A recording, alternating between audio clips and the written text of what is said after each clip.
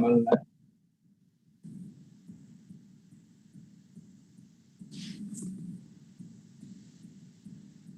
think we are ready to start the event. So, hello everyone. Welcome to the first series of Psychological Resilience. Let's start with some housekeeping rules. So, the first one is all cameras and microphones except of the speaker and the host to be switched off at all the times. And questions only specific to the topic may be placed in the chat box, and we shall take it up in the end. And now I want to speak a few words about the organizers, the Best Innovation University and World Forum for Education. So what is Best Innovation University is the ideology and the idea behind it. At Best Innovation University, we believe that a university is an enabling space that fosters multidisciplinary academic studies and research drawing upon theoretical, empirical, and methodological resources, cutting across disciplinary boundaries. The university was incepted to promote personal professional growth of knowledge seekers through application of learning. The three pillars of Best Innovation University are conservation, innovation, and collaboration. And now about World Forum for Education. World Forum for Education works across continents, countries with knowledge givers, organizations, institutions, and professionals, having diverse socio-economic, political systems and cultures. We believe that education is much more than transmission of knowledge and skills in a formal structure. It covers knowledge at all levels, coming from innovator, creator, resource person, which must receive a platform for showcase and credit. It covers knowledge at all levels in various strengths. Our strength comes from quality of work, the recognition and support of the people, our members, our donors, and other institutions all around the world. We wish to do everything within our means to spread positivity through individuals, institutions, societies, and build a strong knowledge consortium for the future. Now, about the event, Psychological Resilience. It is a series, an initiative to provide support and awareness about the importance of mental health for the global public. I myself am Dr. Shabin. I'm an MD physician. Professionally, I work with various international institutions, organizations around the globe. And I'm currently now located in Belmont, California. I work with NDNU, AbilityPath, and also I'm the president of WFE USA. I'm also the founder of HitchLine and the CEO of HitchLine. And now let me start by introducing the expert for today, Dr. Helen Marlo. Dr. Marlo is a professor of clinical psychology and chairs the graduate department of clinical psychology at Notre de Namur University. She is a faculty scholar at Sister Dorothy Center for Social Justice and Community Engagement. She is a licensed clinical psychologist and a certified psychoanalyst through the CJ Jung University of San Francisco. She had provided psychotherapy, psychoanalysis, and consultation to adults and children in her San Mateo, California private practice for over 23 years now. She created the complementary community service, mentoring mothers to support perinatal and reproductive mental health.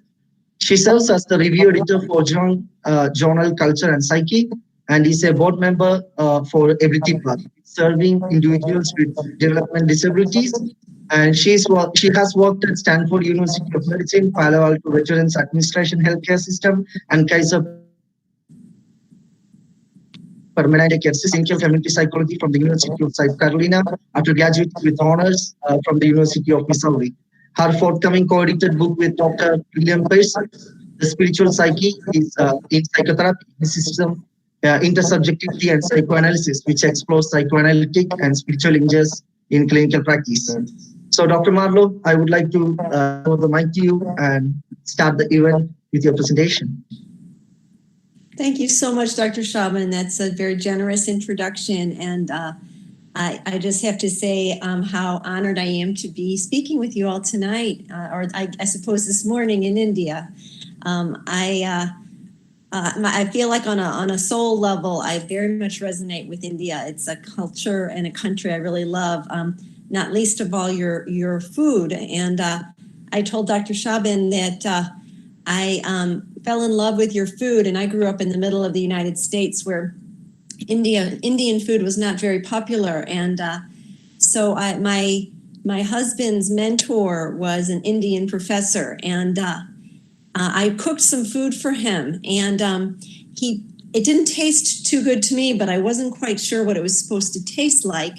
And he proceeded to spit it out and then proceeded to buy me one of the best Indian cookbooks I later discovered. So anyway, I hope that what I have to share with you tonight will be a lot better than my first attempt at Indian cooking. So anyway, we'll go from there. Dr. Shabin, you have my slides, right? Yes, ma'am. I'm presenting it right now. Okay. And I hope everyone is able to see it. Wonderful. Yes, we see it, yes. Okay.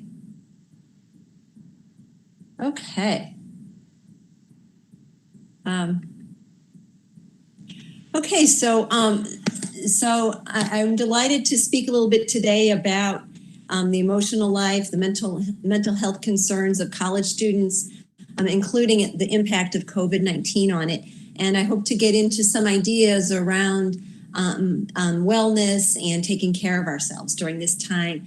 In today's workshop, I've outlined where we'll go, starting with the emotional life of college students to how COVID has affected that, and being able to understand ways that we can support mental health, different kinds of responses that may be a helpful way to frame more self-knowledge, and then looking a little bit at wellness, mindfulness, and mindfulness versus consciousness, and then ending with some self-care. Okay.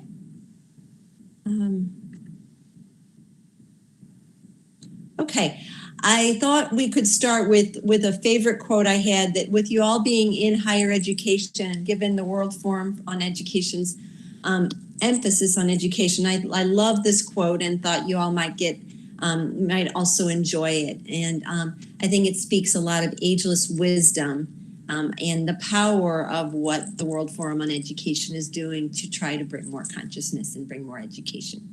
So in the wise words of Merlin, you can read here on this slide what he recommends for being sad. Okay, this was from the great T.H. White. Okay, thank you, Dr. Shabin. So I wanted to start by sharing a little bit about the emotional life of college students with COVID-19 eclipsing our entire world, and we're in this pandemic. I wanted to give some perspective of how people were doing before COVID-19 hit. I will also just preface that my data is from surveys of American students. When I looked at some of the other data, there are differences, of course, with culture, but at least I wanted to present to you what is happening in major studies based on American college students. Frankly, when we look at the emotional life of college students pre-COVID-19, and this was of over 88,000 students, the feelings of sadness, intense anxiety, being so depressed that one was unable to function are quite shockingly high. The overall level of stress that students would speak about, you can see summarized on this slide here. Okay, so we're looking at already students were feeling very stressed, very anxious, and quite depressed. Some of the concerns I summarized here in terms of what brings students to counseling centers, or perhaps what should bring a student to counseling center, especially in cultures where mental health is still more stigmatized and there's not a lot of access, are the following kinds of concerns, which when you look at cross-cultural data, it's not so very different. Okay, so again, a high amount of anxiety and so forth. Looking at graduate students very briefly, I summarized again a very challenging picture here of graduate students' mental health concerns, with a lot of the ideas around related to work-life balance, those kinds of concerns being more pivotal for graduate students than, say, undergraduates, where there's more relationship concerns. Okay. The rates of trauma in college students are quite high. And so we know, and this was pre-COVID-19, we know that the rates of PTSD, post-traumatic stress disorder, in college students will range, depending on the study, anywhere from approximately 6% to 17%. We know that for students that are more prone to PTSD, they are more likely to have a lifetime of repeated and multiple exposure of traumatic situations, with ethnic minority status and low socioeconomic status being some of the most primary risk factors for being more traumatized, being more exposed to trauma. In light, especially of thinking about COVID-19 right now, some of the most common traumas that happened pre-COVID-19 were students being faced with a life-threatening illness, the unexpected death of a loved one, and that was for 33% of all students. So that's a pretty shocking number. Fast forward now to COVID-19 hits, and it really exploded in our country about mid-March. And this data was taken from surveys of over 2,000 college students. And when they looked at the impact of COVID-19 on mental health, you can see the breakdown again. Stress or anxiety, a whopping 91% of people, of students. Loneliness and isolation, I highlight that as well because it's quite high, and that's one of the biggest triggers for a cascade of both physiological and psychological reactions. We know from a lot of research in the field of psychoneuroimmunology, for example, that one of the biggest triggers to set oneself up for physical illness as well as emotional illness is loneliness, okay? So it's not to be minimized. It's a precursor to deeper emotional issues. You can see here the breakdown of how people feel COVID-19 has impacted their overall mental health. So some of the data about what is concerning college students, they find, I went ahead and delineated the biggest stressors here. The difficulties with focusing, the difficulties being disconnected, and then other miscellaneous challenges were things like relationship issues, online learning, losing loved ones, getting sick, the restrictions. And I think if you thought for a moment, what has been hard for you, you may find some of these stressors you can also resonate with. Okay. Other concerns that students spoke about, particularly when it comes to the shelter-in-place orders, which have been, for the most part, executed in across the United States, but is shaped within each state. For my state of California, as is Dr. Shabin's state, there has been a fairly broad shelter-in-place order that is just now starting to get lifted a bit more.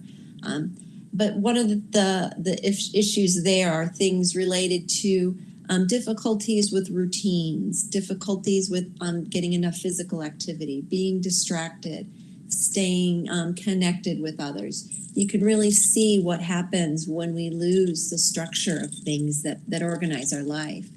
If you look at these concerns and difficulties a little more deeply, you might see these are challenges that people have with self-regulation, ultimately. And in the absence of structures, we often wind up getting very disorganized, as this slide shows. Okay. Okay. Some of the things that the self-care activities that have been challenging, again, that idea of a routine, and for people that have much less of an inner locus of control, they're going to have a harder time with that routine aspect. They're really thrown on their own to have to relate to that. Other issues involve getting out of bed, getting dressed, hobbies, maintaining a positive mindset, having continued therapy, managing a workload, those kinds of things. Again, one question that we will get at later in this presentation is, these are just the symptoms, so to speak, and what's underneath them and why people have a hard time being able to maintain those activities would be part of what we will need to do a deeper dive with as we think about ourselves and how we're coping. Okay. Okay. college students suggested that the best way that parents or housemates could show support is something that sounds deceptively simple, and that is spend time together, spend time with me. Unanimously, the highest, the biggest thing that students found helpful was to be able to have normal conversation, to enjoy being in dialogue with those they love the most. They did not like as much conversations that had to do with managing COVID-related stress. How are you doing? How has COVID had an impact on you? Those kinds of conversations were not found to be as useful for students. What they liked was that real engagement and real dialogue. Okay, being able to have meaningful discussion, being able to connect perhaps in ways that people have never connected. Okay. In terms of what has been helpful for mental wellness in college students, a majority of students said that it was that virtual face-to-face time with both friends and family that were most important. So again, speaking to trying to get underneath that loneliness, that disconnection. Okay. Other things that were entertaining were things like games and Netflix parties, digital social gatherings, phone calls.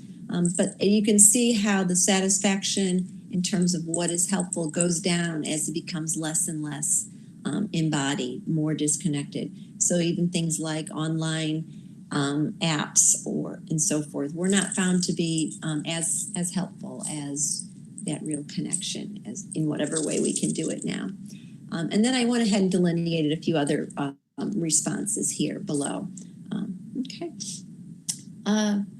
In terms of student input to universities, and I definitely felt that I heard this as well with my students, and we tried very much to move our department forward in this way, is to increase the support, being able to have leniency, accommodations, flexibility. For so many professors, they can often equate this with lowering standards. And I think that leaves out a really important piece here, that students learn far more about who you are and how you treat them, that they will carry that, and that will inspire a love of learning beyond just simply covering the content. So I think that's something to keep in mind, particularly since schools are one place that students have continued to have some regular contact. So again, speaking to that are the qualities of empathy, of compassion, communication, showing understanding and validation. Being able to have more opportunities for social connection was really important to students. Being able to convey and communicate that the school is thinking of long-term plans and having options. And then lastly, the provision of mental health resources. Being able to know that there were resources for being able to support yourself during this very challenging time. Over half, 55% of college students felt that they didn't know where to go for resources, sadly. Okay. So let's transition to with a little bit of a picture of how COVID-19 in particular has affected mental health, while also being very mindful that students overall, there was a high amount of struggle, mental depression, anxiety, mental illness, and trauma in students already. How do we try to address this now that we have this global pandemic on top of already people struggling? So a couple of things that I would say, both in, as a professor as well as a psychologist and a psychoanalyst in private practice, one of the things I'm seeing a lot are people being dramatically affected by COVID, but in the same way, the person that they are is who they are, is what they carry into the situation of dealing with COVID. And so we have some people that have actually done better with COVID, some people that are actually doing far worse. And so I think it's really interesting to pay attention to that and to think about, how has this been for you? For some people, this has really been a helpful time for them, whereas for other people, it's brought them into a much more distressed place. In addition to that, I'm seeing and hearing a lot in my clinical practice. People say, when COVID's over, I'm going to do this, or and we can all kind of think about that. And what do we hear in that?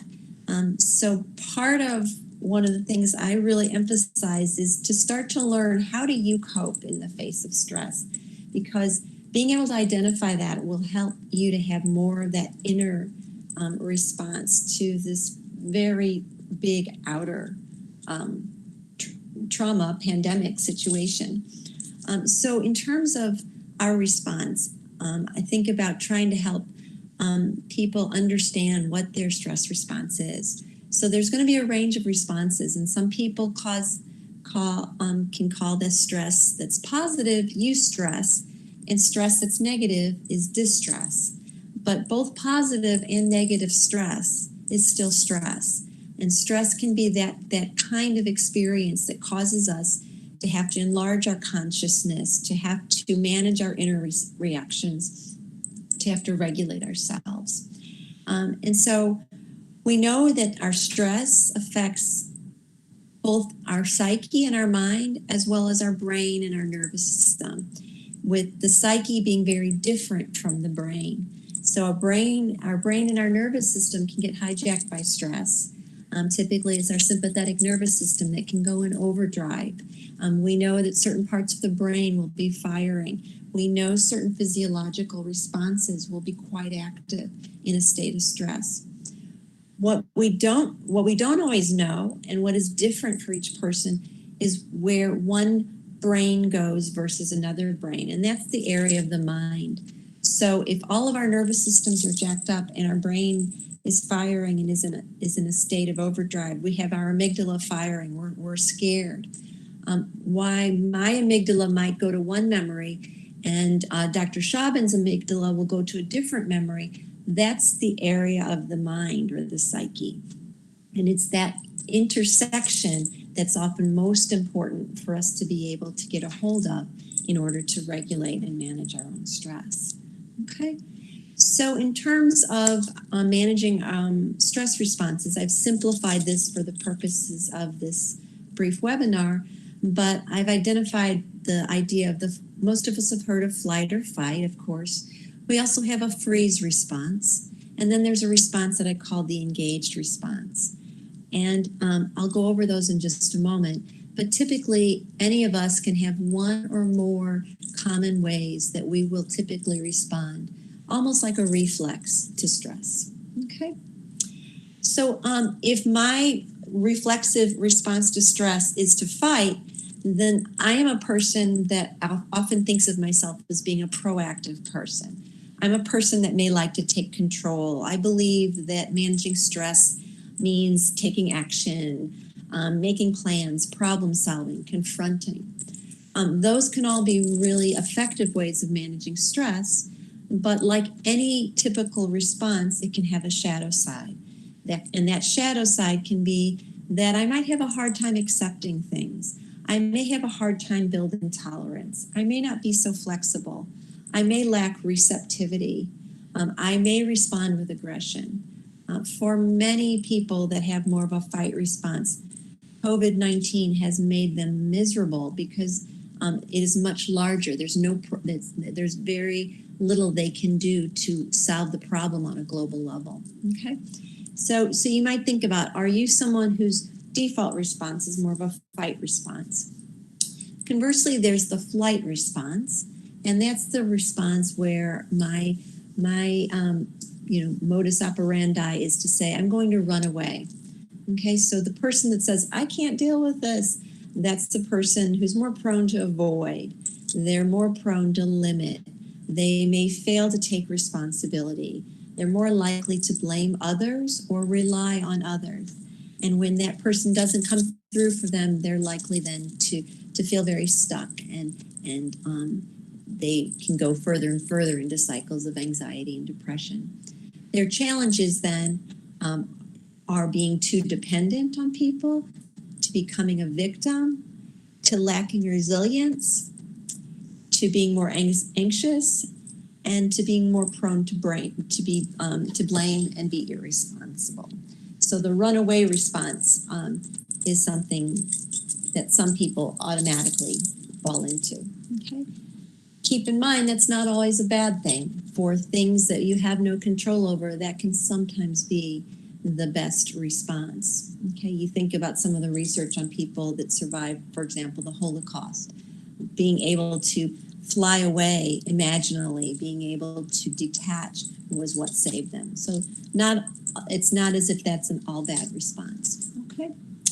The freeze response is another response, and that's the idea of I am immobilized. And this is the person who often will feel more like that they're stuck, they're not motivated, they may be more of a procrastinator, they may get overwhelmed, they may complain of feeling powerless over anything.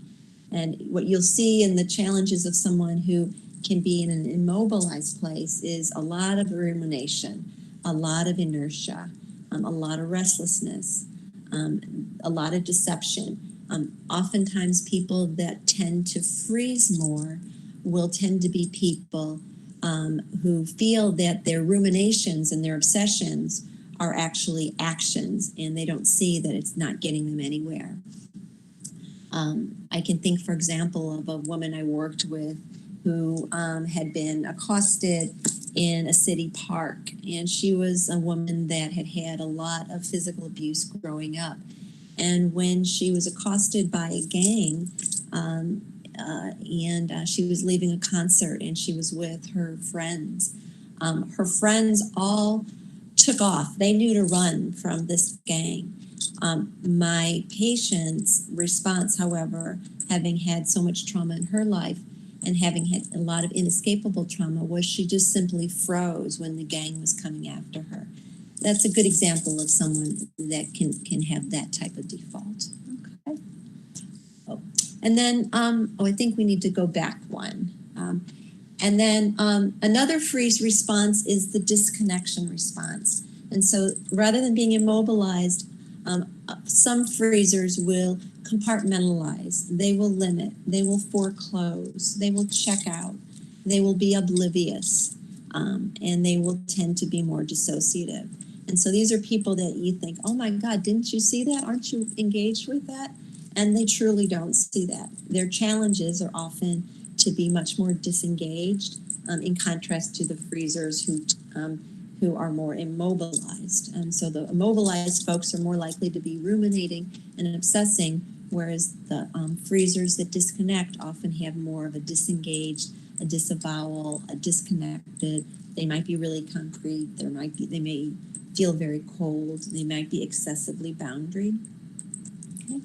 And then lastly, I think of the engaged response. And this is the person who meets stress with the idea of, I feel confident. This is hard, but I can do this. They're people that are likely to be more flexible, more attuned, more adaptable. They're likely to be able to, it's not that the stress isn't affecting them and that not that it's hard, but they feel empowered and that they have the resources to manage it. Their challenges oftentimes are that when you are someone that engages with stress a lot, you often have to then engage and manage a lot of painful truths, a lot of stress, a lot of pain. You're much more connected to the pain of the world versus someone that can just check out and dissociate or ruminate, but not really ruminate about the right things. So you can see how being engaged with stress can actually be quite a heroic and challenging thing because you then touch into so much pain. Okay, so I hope when you think about that, you may get some insights into, where you often go. And like I said, any of us and all of us could do any of those. And so you might have to differentiate when you use that or not. So I'm going to switch now into the idea of wellness and some basic ideas about wellness right now. And one of the things that I would emphasize first and foremost is the notion of consciousness, and that we know that unconsciousness is a normal state of existence. It's not pathological. It is the task of being human to be able to take in all that the world throws at us. Consciousness requires introspection. It requires reflection. It requires being open to new experiences. One of the great educational psychologists, Dr. John Dewey, said, "We do not learn from experience. We learn by reflecting upon experience." And that act of reflection takes a lot of mental energy. Like I said, it can be hard. It's very hard to be a conscious human being on this planet. Many of us have heard quite a lot lately about the idea of mindfulness. Certainly in India, that is nothing new, although it's been much more of the rage in the US. So you might find that kind of funny. You're probably like, what? In the US, it's like the greatest thing since sliced bread. And it is really great, as you all know. But we'll talk a little bit about the differences between mindfulness and consciousness. I like to think of mindfulness as a form of conscious awareness. Another way I think about wellness is this notion of rhythm. In contrast to what you hear a lot of mental health professionals say, you're often told to create a schedule or to, create a routine. If we look at the data I just presented of how hard it was for college students to say that to have a routine, maybe one of the ways we need to look at that is to be thinking about routine differently. And is that the sine qua non of being healthy? Are boundaries the most important thing for being healthy? Many times, and especially throughout COVID, I've talked to people far more about being attuned to rhythms rather than static structures that they're trying to fit into. That rarely works. And then people often feel a lot of shame or guilt or frustration over not being in the routine. So instead, I'm much more likely to say, let's look at what rhythm you're in right now. Maybe you're going to be working really, really long hours for the next 14 days, and then you'll have a rhythm of peace and quiet. Maybe you get your best work done in the evening, and that's when you should focus much more on the work you have to do rather than keeping some artificial schedule that doesn't work with you. So I really emphasize that notion of rhythm, which includes qualities of attunement, flexibility, being able to regulate inner and outer, and being able to think about it from a perspective that encompasses wholeness. And then the last pillar of the wellness here is this notion of staying connected, and that's being connected to yourself, to others, your environment, to sources of meaning. It can occur on many levels, both interpersonally as well as intrapsychically within ourselves. Okay. I'm not going to spend a lot of time on mindfulness, but I went ahead and summarized some of the basic tenets. I think probably a lot of you know them, but that notion of mindfulness is being that relaxed state of attentiveness to our inner world of thoughts and feelings, as well as our outer world of actions and perceptions.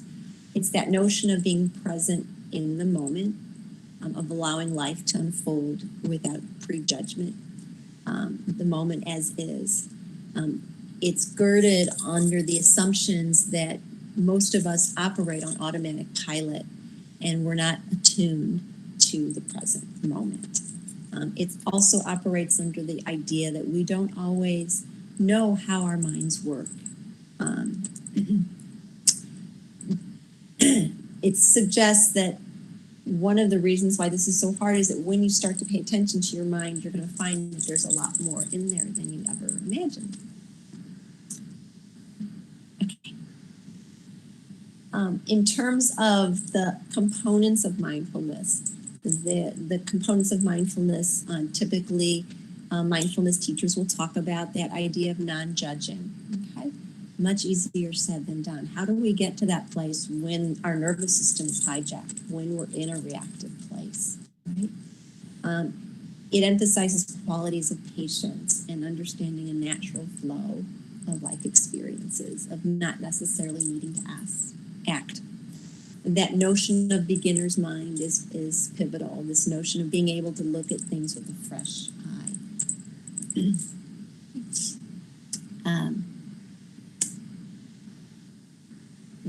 And then qualities of trust. Okay, this notion of faith in one's own being.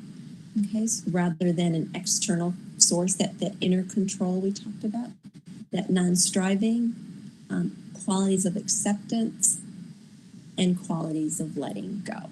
Okay, so those are all pivotal to this notion of mindfulness that, of course, many people have found particularly helpful during COVID-19 when there's a sense of people feeling like they have very little power. Okay, so all of this, I think, can be a wonderful source.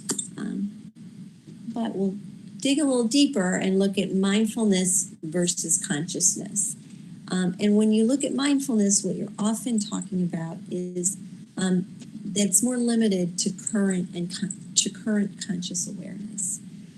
It's often a focused state, a directed state that may exclude what's not coming to our awareness. And that thing that's failing to come to our awareness might be the very thing that's keeping your nervous system hijacked into a destructive place. And so oftentimes mindfulness can be helpful, but it can also be limited because you're not seeing the entire field. Mindfulness won't address defenses. So if I decide I'd much rather dissociate, I'd much rather freeze, I'd much rather fight than try to be engaged with the stress, then that's going to be my defense kicking up. And that's going to keep me unaware of parts of myself that are likely making my situation a lot worse when it comes, for example, to COVID. Mindfulness, as a rule, doesn't generally encourage elaborating imagination, fantasy in the moment, and you're trying to attend to the present moment and not expand on those things. And there's a place for that, and that can be really, really helpful. Oftentimes with people that are more prone to elaborating in their imagination, I have to help them quiet that part of their mind down. Other times, though, if you're not engaging with that, then you may not be able to pick up on the very patterns that are keeping you in a pretty stressed place or keeping you in a state of trauma, depression, or anxiety. Okay. Okay. Did I finish all that on the? Let me see here. Oh,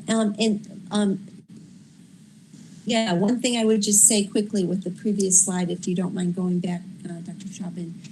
Is there's a word in that we talk about called mentalization, and mentalization can be a form of understanding my mental processes, and so the more I can learn to understand my mental processes, that can be very different than a mindfulness practice. And mentalization, probably the easiest way and the quickest way I could describe it is mentalization is that practice where I learn to think about my feelings, I learn to feel my thoughts, I learn to really think my thoughts, and I really learn to feel my feelings. And those four pillars kind of form the basis of this more complex process called mentalization. Okay. All righty, next slide. So in terms of consciousness, I think about consciousness with soul. And consciousness is includes mindfulness, but is bigger than mindfulness. It's a way of being with depth. It's a way of being attuned to values, meaning, heart, relatedness. Consciousness makes space for reflection. Consciousness appreciates life's inherent complexity rather than having a kind of naive psychological attitude. I will have people that are being told by all kinds of mental health professionals or well-meaning friends or family members, sort of quick psychological tools. And that tool might work, but it's not going to work until people feel heard, related to, and empathized with. And so oftentimes it's a matter of timing for me to be able to appreciate the complexity of the situation, and then later come in with something that can ground and guide them. But consciousness is really approaching these moments, particularly a time with COVID, where people are losing loved ones, where people have had to say goodbye to people without ever even being able to say goodbye. I've had to work with a number of people in that situation, and so to fail to really appreciate the complexity is an injury to their soul, to their heart. So consciousness with soul is that notion of being open to diversity without that judgment, being able to deal with the unplanned, with the idiosyncrasies. Consciousness with soul is a receptiveness to embracing paradox and contradiction. We often have a hard time holding two opposite ideas and seeing how they're unified. Okay? So either you're struggling with COVID or you're not struggling with COVID. Or, in the face of someone that I worked with who lost someone to COVID, they both loved their mother and they were furious and hated their mother. And being able to help them integrate both sides of their experience with their mother was really important in getting this person out of a very stuck place of grief. The mother died suddenly from COVID, and the person's last experience was a painful, ugly fight. And being able to work with the love and the hate, that paradox is paramount. And then lastly, looking at what's been rejected, and we spoke briefly about that. In the last few minutes, I know, Dr. Shabin, you wanted to spend some time on questions, so I'll just quickly go through some ideas on self-care with the notion of the body, the brain, and the mind matter. So being able to pay attention to your brain and your body, the tracking and linking, where does your mind go in those places? That's going to be a first place for helping you build that bridge with your inner and your outer world, which is point number 2, knowing your own psyche. Rhythm, not routine, okay? Focus on being. So who do you want to be through this extreme experience, okay? Appealing to that higher, that bigger sense that sometimes it's only until we get into these kinds of extreme situations that we can come much more in touch with a strong center. Being able to identify purpose, protecting the sacred. So what really matters, prioritizing that. What can be let go? What can you let go of? Connecting with beauty. Beauty is something that we often have no judgment about. It can be one of the best and most spacious ways that we can get out of that judging mind. Okay? Identifying your values. So when there is a stress, when you're in a conflict, when you feel that default stress response coming, can you identify a value that's really important for you as a guiding light for coping with it?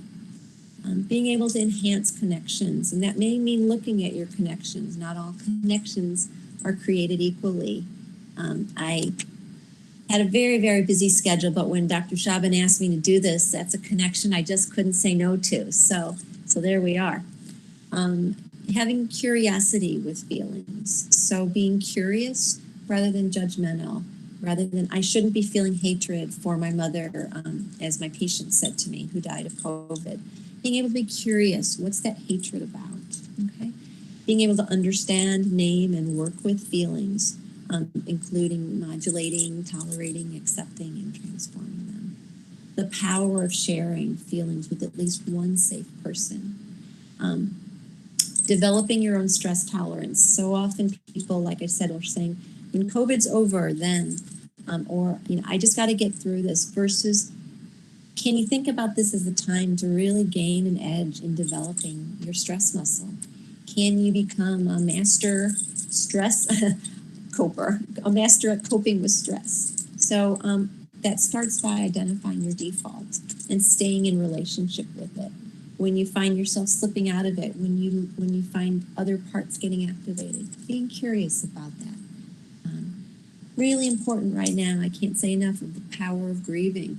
And it may be grieving for some people that the pandemic, for some people it's grieving what opportunities the pandemic has brought them. For other people, it's grieving the profound losses they've had from the pandemic. So everyone is different. And then lastly, this notion of narration has power. We are empowered when we can share our story. One of the best ways we can deal with stress and anxiety, which can, when left chronic, it devolves into much more protracted trauma responses. And the biggest thing that can heal trauma is the power of representing it and putting it into a narrative. And until we can do that, we often keep reacting in reactive ways and have that stress response firing at all at rather inopportune times. If you're not able to share it verbally, you might think about sharing it through journal work. You might think about the power of narrating through image, which often helps us get a more emotional narrative. That's often tied very much into basic brain physiology. When we do imagistic approaches, we are much more likely to tap into that emotional center of the brain versus a linguistic approach like writing that can tap into that more rational side of the brain. So I'm a big proponent of tapping into both images, metaphor, which is another form of an image. Image and metaphor often use that emotional side of the brain far more than simply words, but then using the words to ground it up as well. Embracing positive feelings, I write a number of those. So often it's easy to go into the default negative ones. Creative introversion, I say, is very different than isolation. So think about how can you make it creative introverts. Exercising the imagination, embracing wonder and awe. Can you dwell? Can you think about what's wondrous? Can you stay open to the inexplicable? Dream on, I say. Think about attending to your daydreams as well as your night dreams. Dreams can be a very powerful source of helping to give us information about that elusive thing I called consciousness and the unconscious. So being able to attend to those. If you're someone that says, I never dream at night, think about your own daydreams. Where does your mind go when you're in a boring lecture? Where does your mind go when you're stressed about something? Where does your mind go when you're tired and at the end of a long day? Think about those as forms of dreams. And then lastly, but not the least, is playing. The mental health benefits of playing, of doing something just because, not because it has any purpose, something that's spontaneous, something that kindles that part of you that was free. For many of us adults, we're so oriented to work. You might take a moment to think about what you really enjoyed playing as a child. Is there a way to embrace that now? Okay. We are at the end of my presentation, and I know that was a quick run through, so. It was wonderful, just simply wonderful. I was just waiting, and I didn't know how the time passed. I was just hearing and waiting to jump in, how to ask some questions, how to go ahead. It was simply a spiritual journey, I would say, because definitely a lot of students are going through a lot of stress these days, coping with the COVID stress and everything.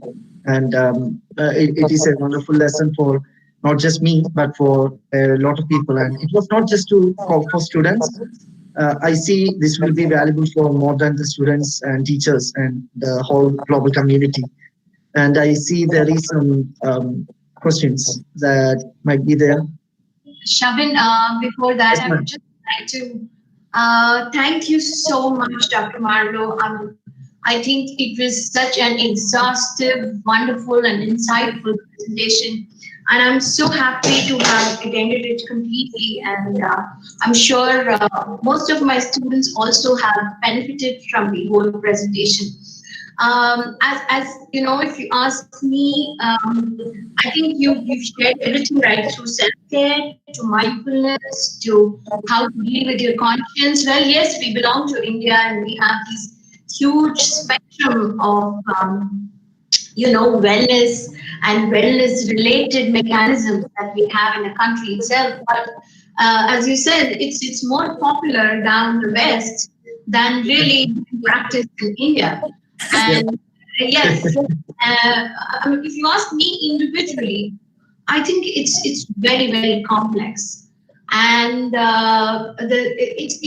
it's I think we evolve with coping mechanisms by the day, and like a quick fix, to deal with situations. And especially for a woman, I have been working, I think, from the age of 22, and today I'm 42.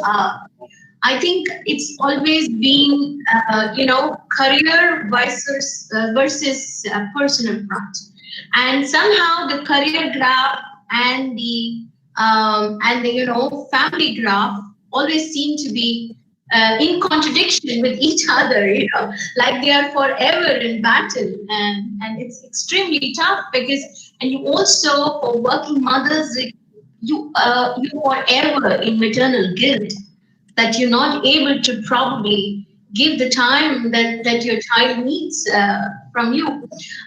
Fortunately for me, I run an enterprise and institutions. So for me, there is no concept of work and life balance. I think they're one, but that also has its own cons, because I'm always forever thinking, working here in my head, and although I'm with my family. So yeah, it has its own cons, but personally for me, I think this work-life balance, I don't have to really do that because I'm following my passion. Yes. But it does affect, as I said, the family somewhere when you're present physically but mentally absent for them. So this guilt is something that keeps engulfing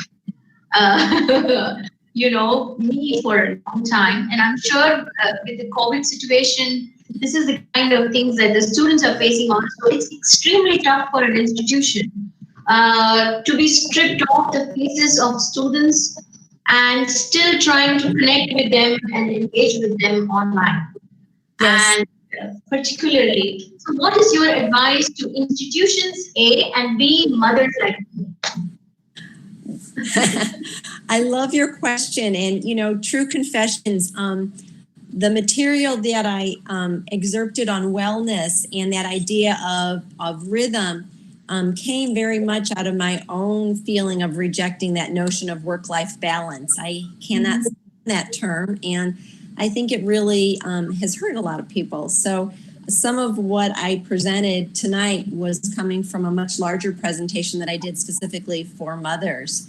And so I do think that a lot of the things I emphasized around mothers is being able, that notion of rhythm, that notion of it not being so boundaried, that notion, I agree with you, of being able to have that instability, that continuum.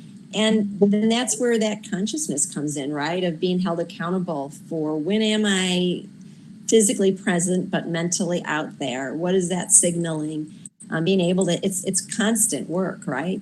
But I do think there's something you were saying around following your passion, and I believe that that message might be something important to think about when that mother guilt button comes up, because that's often the very place that adults will struggle when they have parents that did not follow their passion at all and became the bitter martyr, that type of thing. So I think that notion of, what do we teach our children when we embrace wholeness? What do we teach them about how much love is enough, right? I often will see mothers that will give everything up, and they come in and they say, I don't know why my child is so ungrateful. I don't know why my child is so anxious, right? So we have to be a whole self to teach our children to be whole selves too, I think. So I think there's something about that that's quite helpful. Yes. Yes. Being ourselves. So that's when you can probably reflect the same for our children or family or others. I think yes. Very true. I can appreciate what you're saying. I have 3 children myself, so I know what you're talking about here, and it's interesting that that's what you asked. So we could certainly look more at that, and that's certainly some of the things I've done with my community service work. And in terms of, you had asked about the universities and what they can do. The very great author Maya Angelou always said, people will never forget how you made them feel, And I think when we think about our role as educators, the content is important. You can see my presentation wasn't short on content. I think Dr. Shabin can attest to that, but in my classes.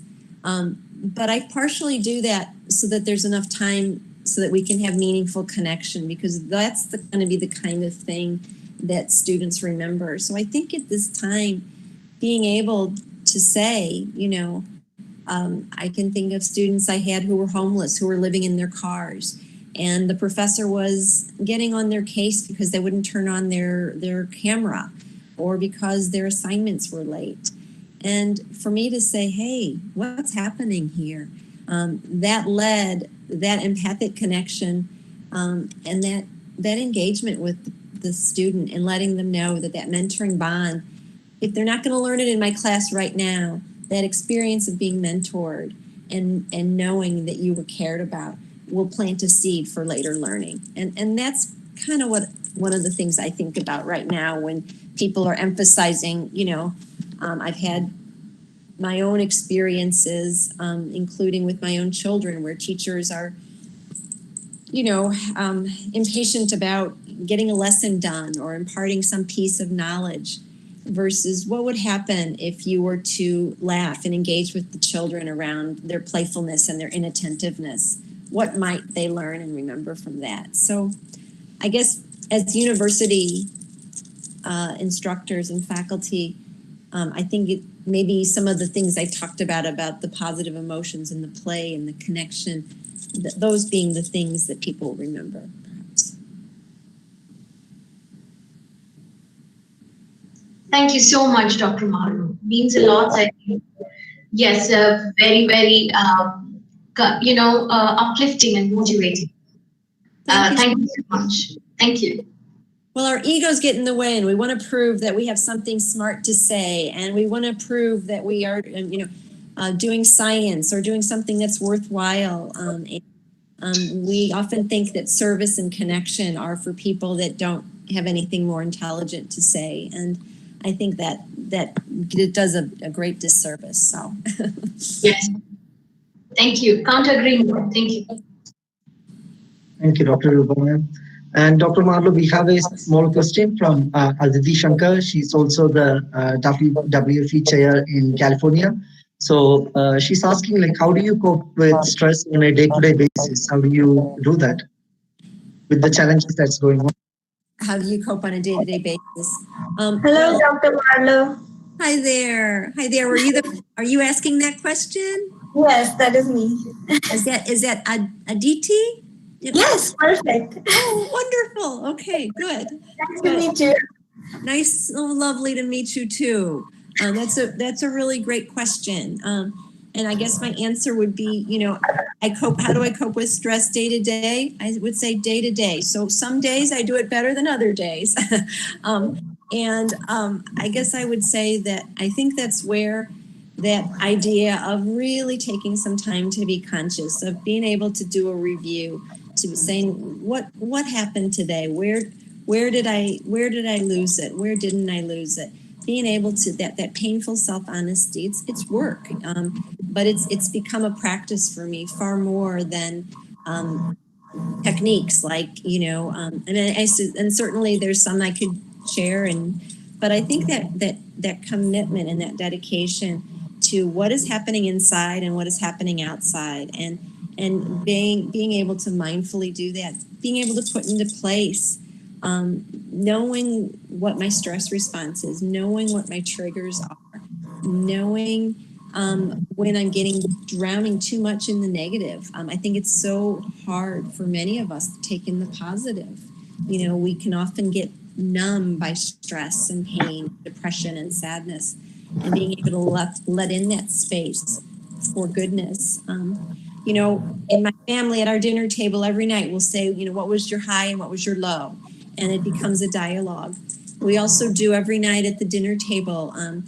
Every member of my family is assigned an evening. And so, and they have to tell the family what happened on this day at another time in the history of the world. And so it might be that, you know, in India on this day, such and such happened. And it's one of the ways that we try to bring in that idea of learning, which is what I started the presentation with. So when you talk about coping with stress, I always think about the power of learning. Like Merlin said, it's the one thing that never fails. So we'll as a family, we'll say, you know, on September 28th, this was what happened in the world. And it becomes a way for us to talk about something and to just keep learning and to keep growing. So I guess those would be some thoughts I have. Perfect. Thank you. Thank you, Aditi, for the question. And Dr. Marlo, thank you so much for your valuable time. It's 10 o'clock, so I think it's time for us to wind up our session. But definitely, we are looking forward for your next sessions because the knowledge that you have passed on to the... Shabin, I'm sorry. Yes, ma'am? I'm very sorry to interrupt. There is a question from Vaishnavi.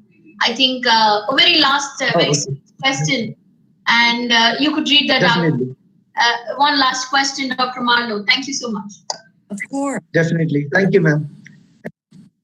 For Vaishnavi for it. And she's asking, student at Best Innovation University, I feel the mental pressure my parents are going through due to COVID. How can I help them and myself? That's something, wow, that's a great question, Vaishnavi. To you, Dr. Marlo. That's a wonderful question. That's a wonderful question.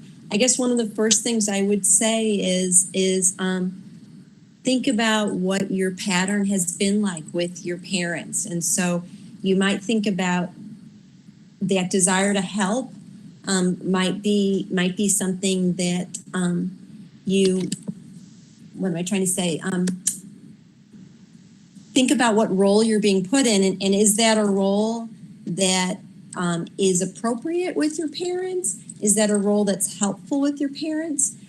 And then think about what other ways of being with your parents might also be helpful. I think when we talk about parents, I know a lot of us go right back into what we grew up with.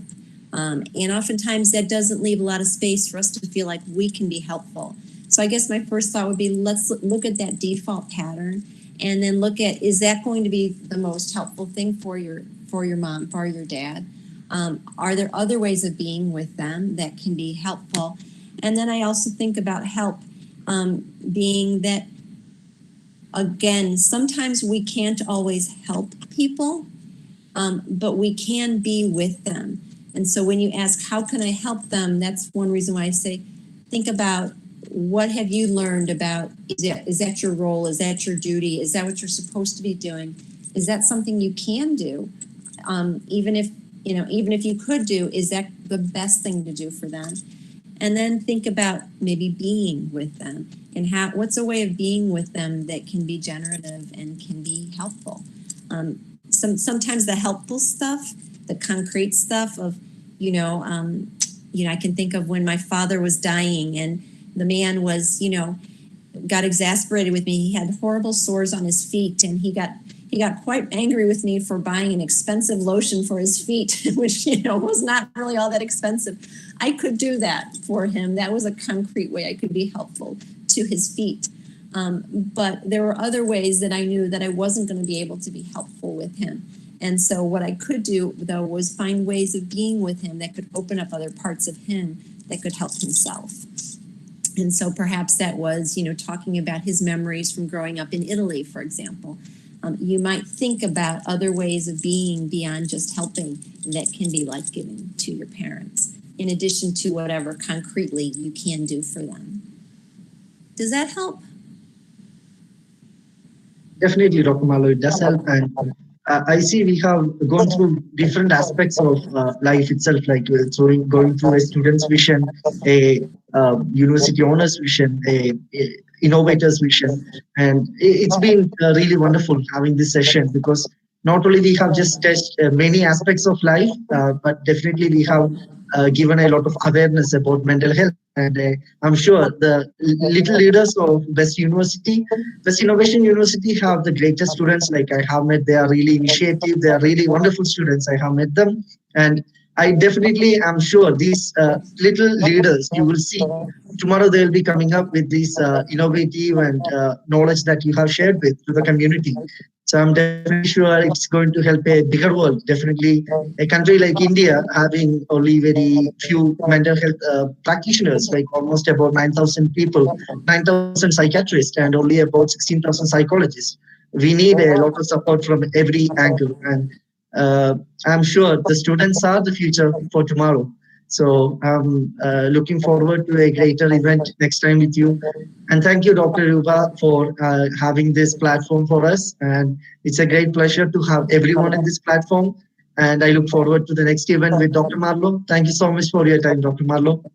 Thank you so much. And I hope you all feel free to reach out to me if you have any other questions or comments. And thank you so much for your attention this morning in India. And I wish you all health and wellness, and stay safe and healthy out there, okay? Thank you, Dr. Thank you, Dr. Marlo. Pleasure. Bye-bye. Thank you, everyone. You have a good day. Good night, Dr. Marlo. Good night. Signing off.